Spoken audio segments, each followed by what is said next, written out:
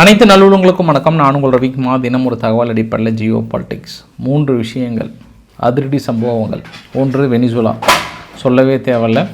அடுத்து புதிய அதிபர் பதவி பிரமாணம் ஏற்றுக்கிட்டாங்க.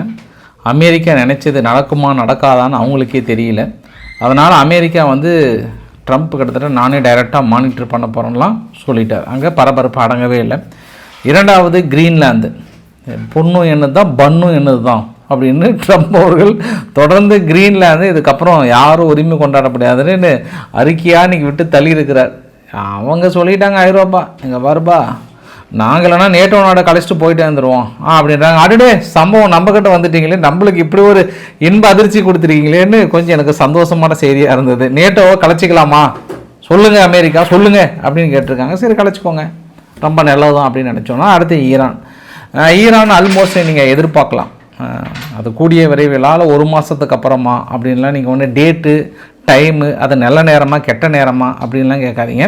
ஆனால் தாக்குதல் நடத்துறது உறுதியாகிவிட்டது. போராட்டங்கள் கொஞ்சம் கூட குறையலை. பெரிய அளவுக்கான போராட்டக்காரர்கள் அதில் 10லேருந்து 15 பேர் என்று இறந்ததாக அங்கேருந்து ரிப்போர்ட் வந்திருக்கு. அங்கே இருக்கக்கூடிய பதிவுகள் என்ன, ஐதுல்லா காமேனி அவர்கள் இஸ்ரேலை பார்த்து போன தடவை உங்களுக்கு அடி கொடுத்ததே பத்தலையா, கெஞ்சனிங்களே எங்ககிட்ட இந்த தடவை பொழக்கட்டுமான்னு கேட்டுங்கிறாரு.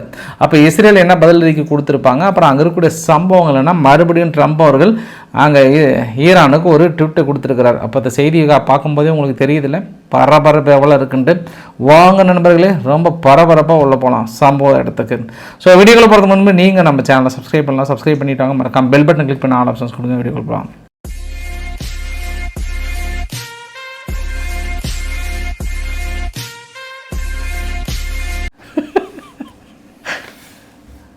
ரொம்ப சீரியஸாக பேசிகிட்டு இருக்கும்போது ஒரு சில நியூஸ் எல்லாம் அப்படி குறுக்கா மறுக்கா ஓடிட்டு இருந்தால் ஒரு மாதிரி தாங்க இருக்குது. எப்படி இந்த நியூஸை நான் ஆரம்பிக்கிறதுன்னு தெரியல.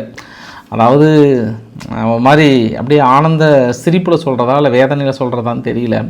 இருந்தாலும் உங்ககிட்ட சொல்கிறேன், இது எத்தனை பேர் சந்தோஷமாக இருப்பீங்கன்னு தெரியல. ட்ரம்ப் அவர்களுடைய நாட்கள்லாம் இல்லை, மணி நேரம் எண்ணப்பட்டு விட்டது.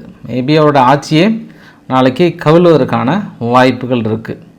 மதுரை அவர்களை விடுதலை செய்யலை அப்படின்னா கொஞ்சம் ரிஸ்க். நாளைக்கு அவருக்கு மேபி ஒரு 11 மணிக்குள்ளே டைம் அவர் விடுதலை பண்ணலை அப்படின்னா அவர் மேபி ரொம்ப ரிஸ்க் ஆகிடும். அது நான் ஒன்றும் சொல்கிறதுக்கு இல்லை, அதற்காகவே உங்களுக்கு உங்கள் சந்தேகம் வரும். எப்படிப்பான்னு இந்த அளவுக்கு டீட்டெயிலாக சொல்கிறேன்னு உங்களுக்கு சந்தேகம் வரும். உங்களுக்காகவே ஒரு அட்டாச்மெண்ட் ஒன்று, உங்களுக்கு வீடியோ பதிவு ஒன்று அட்டாச் பண்ணிடுறேன், நீங்கள் அதை பார்த்துக்கோங்க, தெரிஞ்சுக்கோங்க.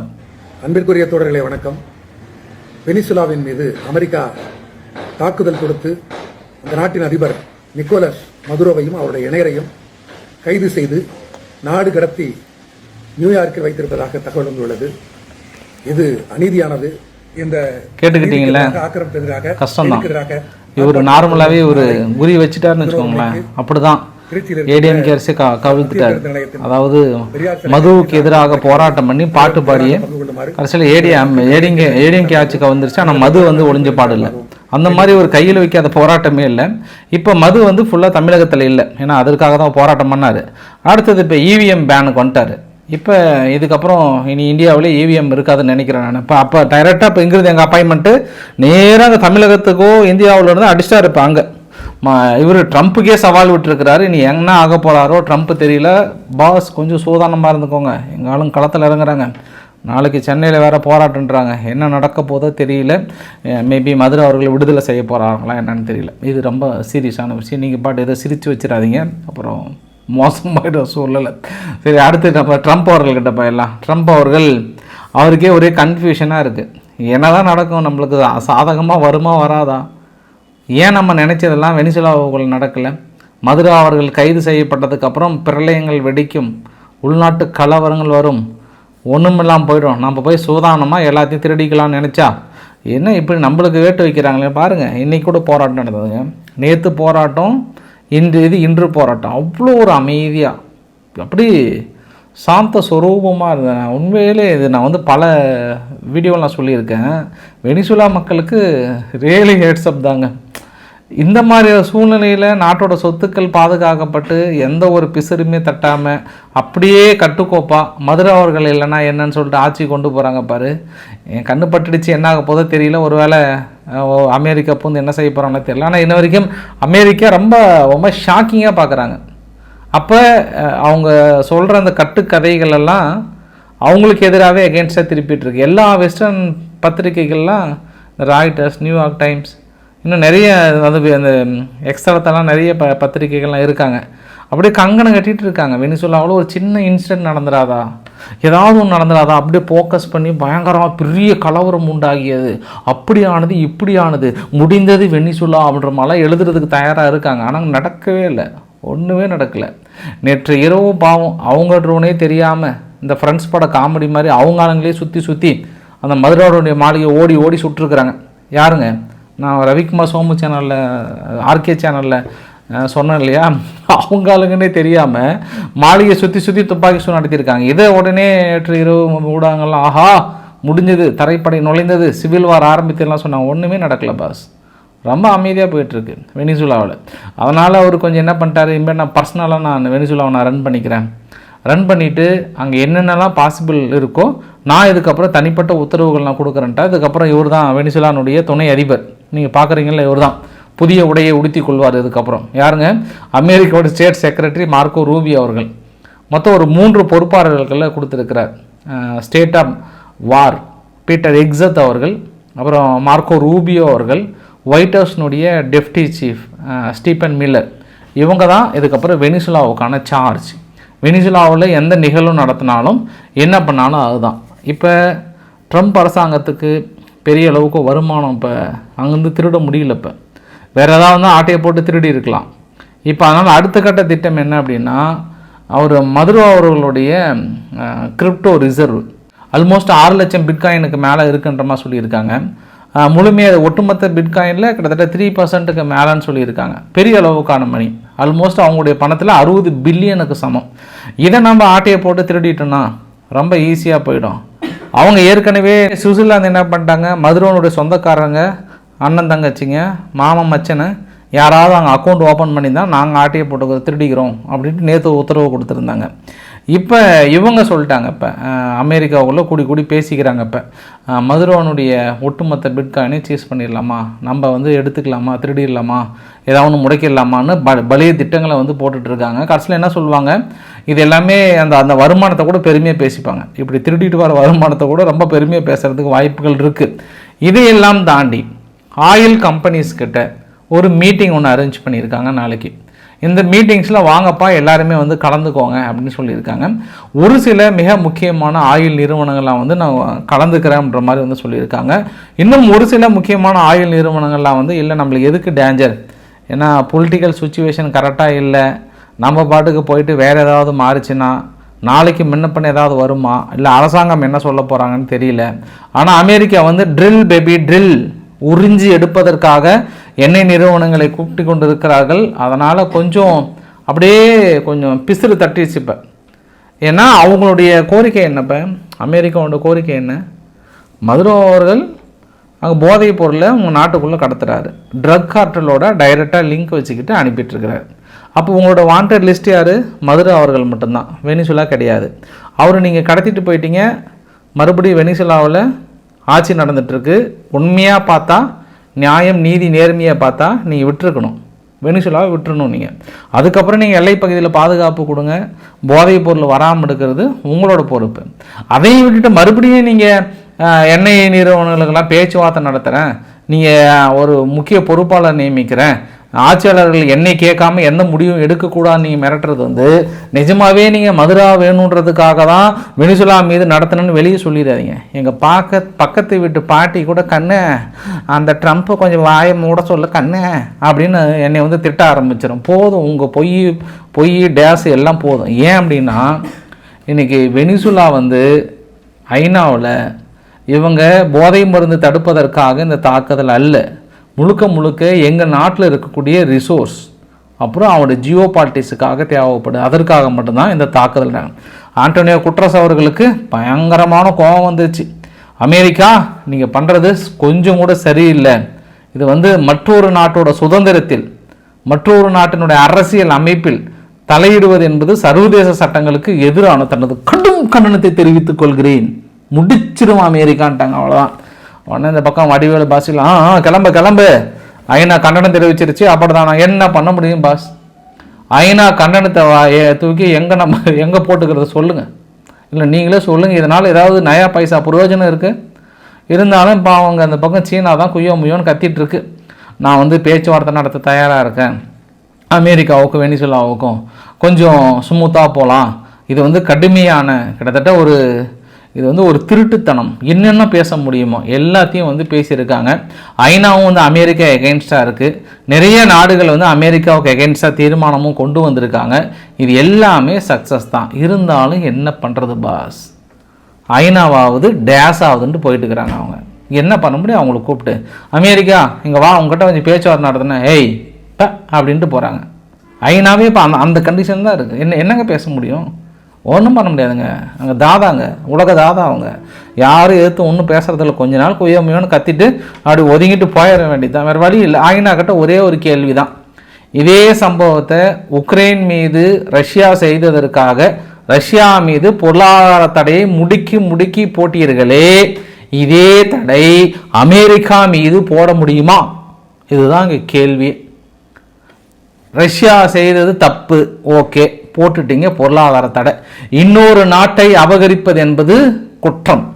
அது வலிமையே இல்லாத நாட்டை வலிமையுள்ள நாடுகள் அபகரித்தால் நாளை முன்னுதாரணமாக மாறி உலகம் அமைதியற்ற தன்மையாக மாறிவிடும் என்று அமெரிக்கா கூறியது, ஐரோப்பா கூறியது. அதற்காக நான் போடுகிறேன் பொருளாதார தடையை. நீங்களே இப்போ போட வேண்டியதானே இப்போ தடையை? இப்போ நீங்கள் போட்டிருக்கணுமா போட்டிருக்கூடாது? அவர் மதுராவோட கைப்பற்றி விட்டுட்டாருன்னா சரி ஓகேன்னலாம்.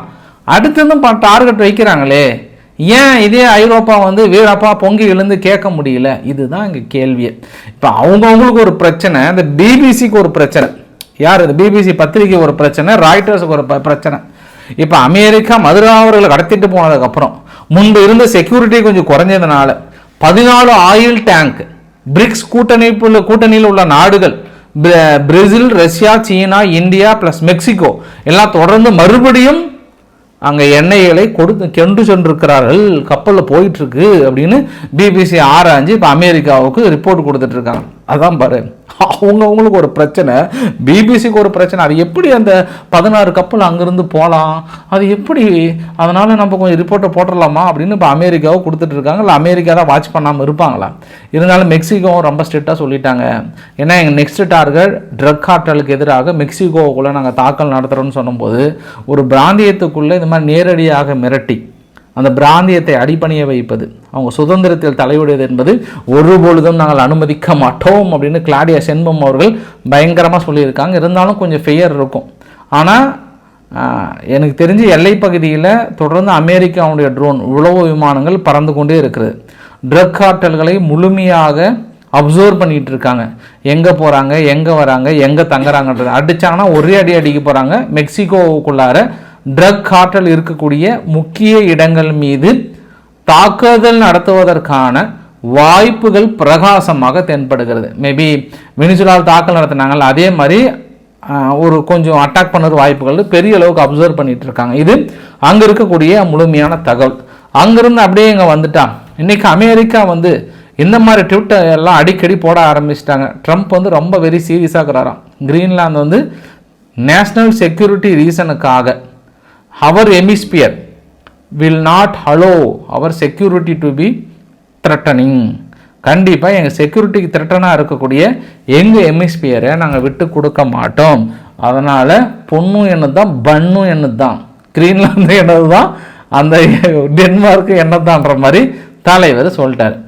இப்போ டென்மார்க்கை பைபாஸ் பண்ணி வேறு ஏதாவது அங்கே பண்ண முடியுமான்னு சொல்லிட்டு இப்போ 2-3 நாளாக பேச்சுவார்த்தை போயிட்டுருக்கு. என்னெல்லாம் ஆஃபர் கிரீன்லாந்துக்கு கொடுத்துருக்காங்க அப்படின்னா, free association agreement. Free association agreement அப்படின்னா லிவிங் ஸ்டாண்டர்ட், உங்களுடைய லிவிங் ஸ்டாண்டர்டை நாங்கள் இம்ப்ரூவ் பண்ண போகிறோம். உங்களுக்கு என்ன பணம் வேணும், என்ன வேணும், எல்லாமே ஃபண்டிங் ஃபுல்லாக கிரீன்லாந்து இருக்கிற மக்களுக்கு. அது இல்லாமல் அங்கே டிஃபென்ஸ் மேட்டர், வேறு ஏதாவது பாதுகாப்பு சார்ந்த வேறு ஏதாவது விஷயங்கள்லாம் உங்களோட ஒத்துழைப்பு கொடுத்து நாங்களே தனிப்பட்ட முறையில் டைரெக்டாக பாதுகாப்பு கொடுக்க போகிறோம். நீங்கள் ஒரு செல்ஃப் கவர்னண்ட்டாக இருந்தால் கூட எங்களுக்கு கீழே வாங்கன்றாங்க. வேற என்ன வேணுன்றாங்க உங்களுக்கு, ஆல்மோஸ்ட் நீங்கள் இணைஞ்சிடுங்கன்றாங்க. இப்போ கிரீன்லாந்து இணைச்சிட்டாங்கன்னா அடுத்தது இவங்க தான் எய்ம் வைப்பாங்க. யார்? கனடாவுக்கு எய்ம் வைப்பாங்க. கனடா ஏற்கனவே அது ஒரு எங்கள் அடுத்த மாகாணம்னு சொல்லிட்டு இருக்கிறாங்க. இப்போ அவங்களுக்கும் பயம் விழுந்துருச்சு. இப்போ ஒரு பெரிய ஒரு அக்ரிமெண்ட்டே கிட்டத்தட்ட ஆல்மோஸ்ட் ரெடி பண்ணிட்டாங்க. ஒரு 15 பக்கத்துக்கான அக்ரிமெண்ட் எல்லாமே ரெடி பண்ணி வாஷிங்டன் வந்து தயார் நிலையில் இருக்காங்க. அதாவது டென்மார்க்குக்கே தெரியாமல் கிரீன்லாந்தில் இருக்கக்கூடிய மக்கள்கிட்ட கேட்டு எப்படியாவது கன்வின்ஸ் பண்ணி ஃபஸ்ட்டு அமைதி முறையில் போகிற மாதிரியும், அப்படி இல்லைன்னா வழக்கம் போல் தனது வீரத்தை காட்டிடலாமா, ஏன்னா ஏற்கனவே தூக்கிட்டு இருந்த மதுராவே தூக்கிட்டு வந்தாச்சு, இது எந்த மூளைக்கு அப்படின்றது நடந்துருச்சு. அப்போ நேற்று டென்மார்க்கினுடைய ஃப்ரெடஸ்கியன் அவர்கள் வந்து ரொம்ப தெளிவாக சொல்லிட்டாங்க, ஒரு நேட்டோ நாடு இன்னொரு நேட்டோ நாடுகளை அபகரித்தீர்கள் என்றால் அது தவறான, அப்புறம் செக்யூரிட்டி நீங்கள் தான் கொடுக்கணும், நீங்களே எடுத்துட்டீங்கன்னா எப்படி, ஒரு பாலுக்கு பூனையை பாதுகாப்பு வச்ச மாதிரிலாம் ஆகிப்போச்சு இப்போ. அதனால் என்ன சொல்லிட்டாங்கன்னா, வலுக்கட்டாயமாக கைப்பற்றினீங்க அப்படின்னா 80 ஆண்டு காலம், கிட்டத்தட்ட வேர்ல்டு வார் 2க்கு அப்புறம் இந்த செக்யூரிட்டிக்காக நேட்டோனுடைய நாடுகள் உருவாக்குனாங்க. அந்த பாதுகாப்பு இணைப்புகளை அழித்து விடும். டென்மார்க் வந்து கிட்டத்தட்ட நேட்டோவிலிருந்து வெளியே வந்து விடும். டென்மார்க் மட்டும் இல்லை, ஒட்டுமொத்த ஐரோப்பாவும் வெளியே வந்து விடும் என்று ஐரோப்பா நாடுகள் ஒன்றாக இணைந்து France, Germany, Italy, Poland, Spain, UK, Denmark எல்லாரும் ஒரு நீண்ட நெடிய ஒரு கடிதம் ஒன்று எழுதியிருக்கிறார். மானே தேனே பொன்மானே இங்கே கொஞ்சம் கேளுங்க அப்படின்னு சொல்லிட்டு, இது மாதிரி நாங்கள் ரொம்ப சீரியஸ் கன்சர்னாக இருக்கும், நம்ம நேட்டோ நாடுகளுக்குள்ளாரையே இந்த மாதிரியான விவகாரத்தை கையில் எடுப்பது என்பது சரியில்லை, நம்ம ஆர்டிக் பகுதியில் நேட்டோனுடைய தனி படைகளை உருவாக்கி பாதுகாப்பு கேடயத்துக்காக அங்கே நிறுத்தலாம். இப்போ அமெரிக்காவுக்கு செக்யூரிட்டி இஷ்யூ இருக்குது அப்படின்னா நம்ம எல்லாரும் சேர்ந்து அந்த இடத்துல ஒரு பெரிய படையை உருவாக்கலாம். என்ன பிரச்சனை உங்களுக்கு சொல்லுங்கள், நாங்கள் இருக்கணும்ல, எல்லா படையும் இணைந்து செய்யலாமே. அமெரிக்கா மட்டும் தனிப்பட்ட முறையில் செக்யூரிட்டி கன்சர்னுக்காக தனித்து போராடுவதை விட ஒன்றா சேர்ந்து போராடலான்றாங்க. அவங்க அமெரிக்கா சொல்லிட்டாங்க, என்னது ஒன்றா சேர்ந்து போராடுறீங்களா, கொஞ்சம் தள்ளி நில்லுங்கன்ற மாதிரி வந்து சொல்லியிருக்காங்க. ஸோ நமக்கு என்ன ஒரு சந்தோஷமான ஹாப்பியான நியூஸ் அப்படின்னா, அமெரிக்கா பொறுத்த வரைக்கும் சீனியர் கண்ணு வச்சுட்டாவே ஆல்மோஸ்ட் அவங்க விடவே மாட்டாங்க. இப்போ இல்லை அப்படின்னாலும் அவங்க ஒரு 3 மாதம் டார்கெட் சொல்லுங்கிறாரு, எப்படியோ நகர்ந்துருவாங்க. ஒன்று ஐரோப்பா விட்டு கொடுத்துட்டு கம்முன்னு போகணும், இல்லை எதிர்த்தாங்கன்னா கண்டிப்பாக உடையுது, நேட்டோ நாடுகள் வெளியேறுது. நேட்டோ வெளியேறிச்சுன்னு வச்சுக்கோங்களேன், இத்தனை நாள் விட்ட வசனத்தெல்லாம் ரஷ்யா எழுதி வச்சுருக்குறாங்க பேப்பரில். அப்படியே யூகே விட்ட வசனங்கள் என்ன, அங்கே ஃப்ரான்ஸ் விட்ட வசனங்கள் என்ன, ஜெர்மனி விட்ட வசனங்கள் என்ன, அதில் யூகே தான் டாப் லிஸ்ட்டில் இருக்கிறாங்க. இவங்க எல்லாமே நேட்டோ நாடுகள் வெளியே வந்துருச்சுன்னு வச்சுக்கோங்களேன், ஒரு நாடு அட்டாக் பண்ண இன்னொரு நாடு வருமா வராதா, இது பெரிய இஷ்யூ இருக்குது. அதனால் இப்போ ரொம்ப ஆர்வமாக இருக்கிறேன், ஏதோ ஒன்று பண்ணுங்கள், சீக்கிரம் ஏதோ ஒன்று பண்ணுங்கள். இந்த ஜியோ பாலிட்டிக்ஸில் பெரிய ஒரு சேஞ்சஸ் எதிர்பார்க்குறேன். அடுத்து நம்ம ஈரான் கிட்ட போயிடலாம். மறுபடியும் இந்த ட்வீட்டை வந்து ரீட்வீட் பண்ணியிருக்கிறார். அதாவது எப்போ போட்டிருந்தாருன்னா 22/6/2025, அதாவது it's not politically correct to use the term regime சேஞ்சுன்றது பொலிட்டிக்கலான கரெக்ட் கிடையாது. இதுக்கப்புறம் வந்து மேக் ஈரான் கிரேட் எகைன் அப்படின்றதான் வந்து கரெக்டு, மிகா அப்படின்றதான் கரெக்டுன்றத மறுபடியும் என்று ரீட்வீட் பண்ணியிருக்கிறாரு ட்ரம்ப் அவர்கள். அப்போ ஈரானுக்குள்ளே நடந்த பதிவுகள்லாம் பார்க்கும்போது நிறைய துப்பாக்கி சூடுகள், 15 பேர்த்துக்கு மேலே இறந்து போயிருக்காங்க. அதாவது பாதுகாப்பு படைகள் வந்து கட்டுப்படுத்த முடியாமல் தடுமாறுறாங்க, வியாபாரிகள் பெரிய அளவுக்கு போராட்டம் பண்ணுறாங்க.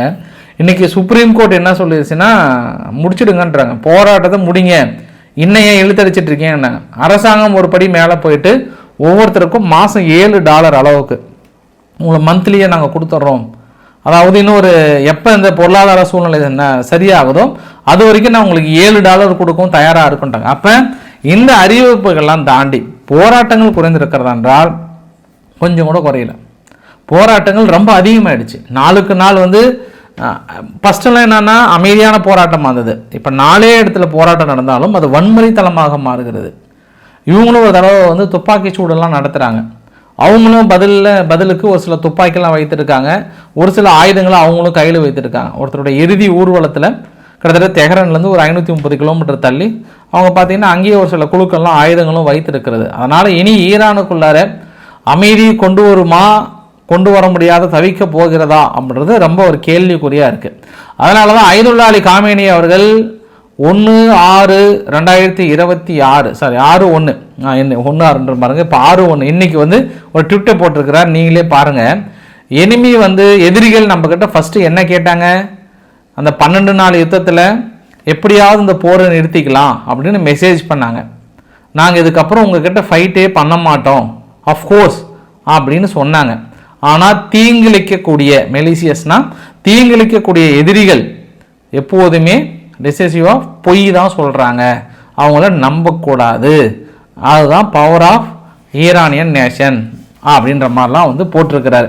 அதாவது என்ன சொல்ல வரார் அப்படின்னா, எதிரிகளே இஸ்ரேலுக்கு எங்ககிட்ட வந்து கெஞ்சினீங்க, அதுவும் இன்னும் கொஞ்சம் நீட்டாக அதுக்கப்புறம் அவருடைய பதிவு முழுசாக பார்க்க முடிஞ்சுது.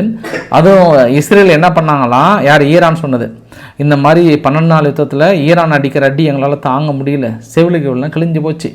அதனால் ரஷ்யா கிட்ட போய் சொல்லி, ரஷ்யா எப்பாடுபட்டாவது உங்களால் முடியும், இவங்ககிட்ட சொல்லி கொஞ்சம் நிறுத்துங்கன்னு சொல்லி அவங்க வந்து இவங்கக்கிட்ட சொல்லி உடனே இஸ்ரேல் வந்து எங்ககிட்ட சத்திய பிரமாணம் பண்ணிச்சு, சத்தியமானதுக்கப்புறம் நான் தாக்கல் நடத்தமான்னு சொன்னதுக்கப்புறம் தான் எதிரிகளை நாங்கள் அடிப்பது நிறுத்தினோம், இல்லை என்றால் எதிரிகள் சின்னாபின்னமாக ஆகியிருப்பார்கள், எதிரிகளே அப்போது கொடுத்த அடி பத்தவில்லையா, இன்னும் கொஞ்சம் வேண்டுமா அப்படின்ற மாதிரிலாம் ஈரான் தரப்பில் பயங்கரமாக எழுதியிருக்காங்க. சரி, ரைட்டு தான்.